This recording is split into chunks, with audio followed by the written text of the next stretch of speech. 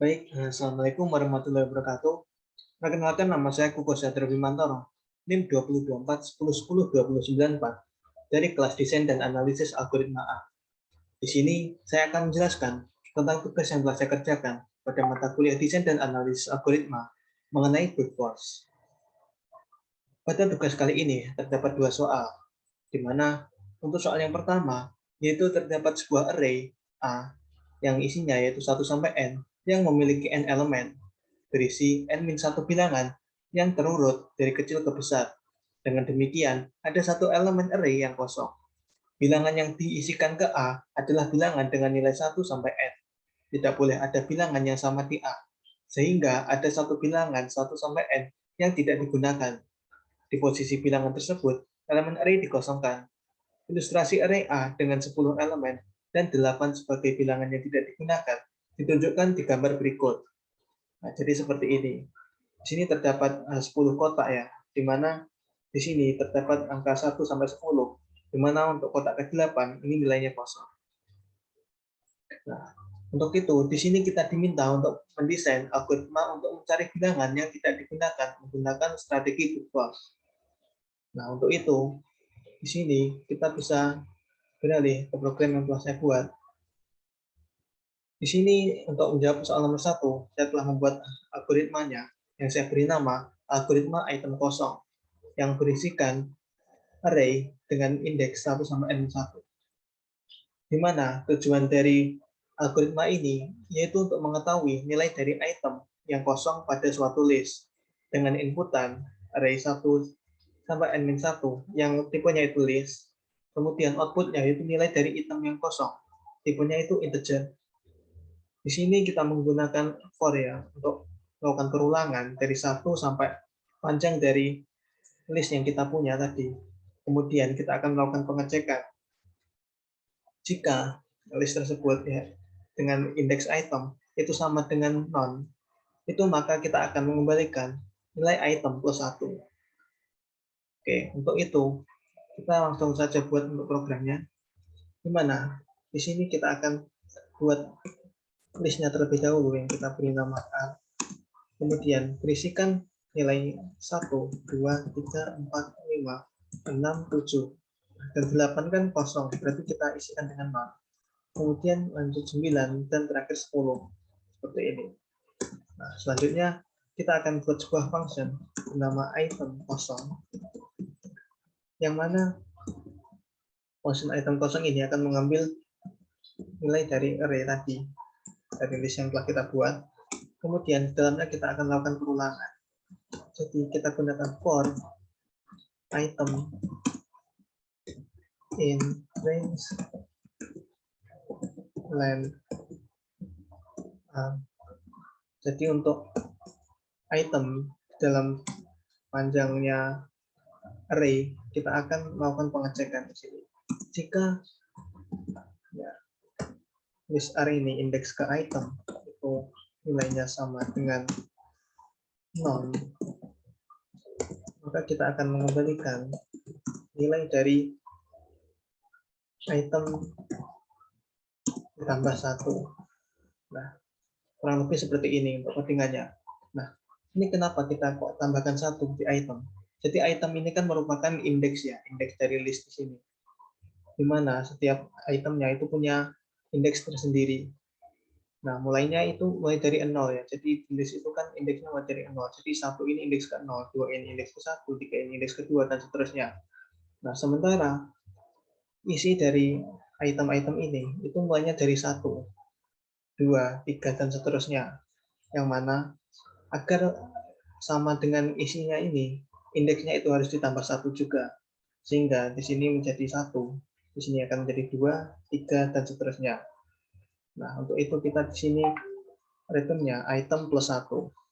Jadi seperti itu. Nah, terakhir kita tinggal panggil saja fungsinya, di mana kita akan print hasilnya.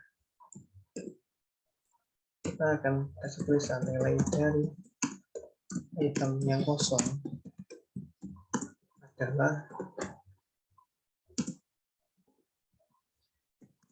kita panggil saja fungsinya item kosong dengan argumen atau parameter, yaitu A.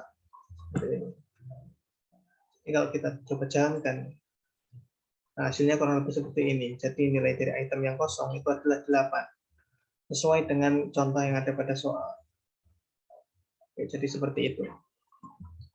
Selanjutnya kita beralih ke soal ke penjelasan yang selanjutnya, di mana kita diminta untuk menjelaskan mengapa algoritma yang telah ada desain di soal A tergolong brute force.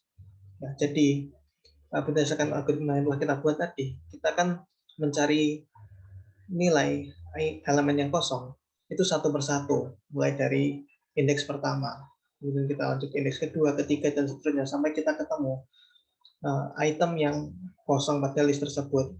Sehingga dengan cara seperti itu kita melakukannya itu dengan cara brute force atau satu persatu kita mencarinya. Jadi kurang lebih itu mengapa kita algoritmanya itu tergolong brute force. Lanjut ke soal nomor 2 saja. Nah, untuk soal nomor 2, itu kita diminta untuk membuat operasi perkalian bilangan positif A dan B yang didefinisikan sebagai B plus B plus B, dan seterusnya sebanyak A kali. Di mana kita diminta untuk mendesain algoritma untuk menghitung A kali B menggunakan strategi brute force. Oke, kita beralih ke kodenya lagi. Nah, untuk soal nomor 2, saya telah membuat algoritmanya juga yang saya beri nama algoritma perkalian. Fungsinya yaitu untuk mengetahui hasil perkalian dari dua buah nilai. Inputnya berupa nilai A dan B yang tipenya integer, outputnya itu hasil perkalian A dan B yang tipenya integer juga. Di mana untuk itu kita berarti memerlukan ada dua buah inputan, yaitu A dan B. Di mana A ini tipenya integer juga, di sini tipenya integer juga. Dan untuk hasilnya, ini untuk menampung sementara untuk hasil yang akan kita tampilkan nantinya. Kemudian kita lakukan perulangan 1 sampai A, di mana hasil ini kita akan tambahkan dengan B setiap perulangan yang dijalankan. Kemudian terakhir kita tinggal mengembalikan hasilnya. Untuk itu kita di sini coba untuk membuat programnya. Di sini kita akan membuat sebuah function. Function kita beri nama perkalian. Kita tidak memerlukan parameter di sini.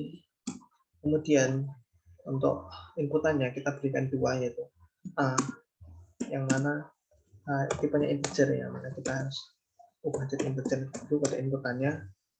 Kemudian di sini bukan nilai A. Kemudian kita lakukan juga pada B. Ini seperti ini. Kita ubah ini, masukkan nilai B seperti ini. Nah, selanjutnya kita tinggal membuat variabel hasilnya untuk melakukan penampungan sementara untuk hasilnya nanti, yang mana kita isikan dengan nilai 0. Kemudian kita lakukan perulangan di sini. Perulangan for i in range A seperti ini. Jadi untuk i dalam range A ya. Jadi kita akan menjumlahkan hasil ini dengan si B. Kurang lebih seperti ini. Jadi setiap kali perulangan yang dijalankan, hasil ini akan ditambahkan dengan B.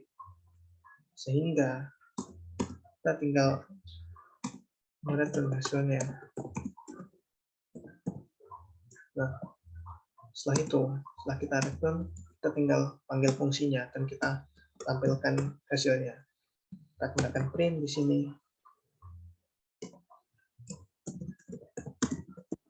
Dari perkalian. Nah, di sini kita gunakan string formatting ya. Kita gunakan kurung awal seperti ini untuk masukkan A-nya, kemudian untuk B-nya kita juga berikan kurung awal seperti ini. Dan yang terakhir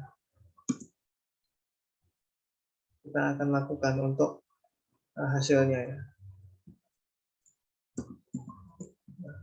Kita tinggal beri format.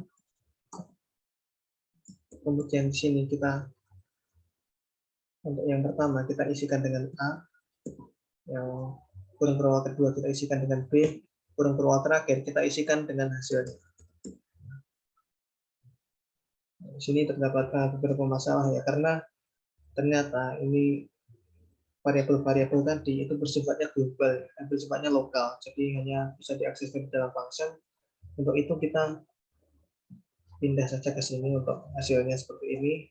Nah, kemudian di sini kita tinggal memanggil saja si fungsinya, itu perkalian seperti ini. Nah, kita print. Nah, kalau kita jalankan, kita diminta untuk menginputkan nilai pertama ya, akan 5, kemudian nilai B-nya 8. Nah, maka kita bisa melihat di sini hasil dari perkalian 5 kali 8 adalah 40. Nah, jadi dengan seperti ini kita bisa mengetahui hasil perkaliannya menggunakan metode brute force. Jadi kita menjumlahkan satu persatu. Nah, untuk ini juga bisa menjawab untuk nomor 2 ya. Di sini kita diminta untuk menjelaskan mengapa algoritma yang telah ada desain di soal A tergolong brute force. Ya karena tadi di perkalian itu kita menjumlahkannya satu persatu. Jadi kita lakukan mulai dari 0 tadi ya, kita jumlahkan dengan B. Setiap perulangan kita jumlahkan lagi. Mengapa itu tergolong brute force seperti itu. Nah, mungkin itu saja yang bisa saya jelaskan untuk tugas kali ini. Apabila ada kurang lebihnya saya mohon maaf. Wassalamualaikum warahmatullahi wabarakatuh.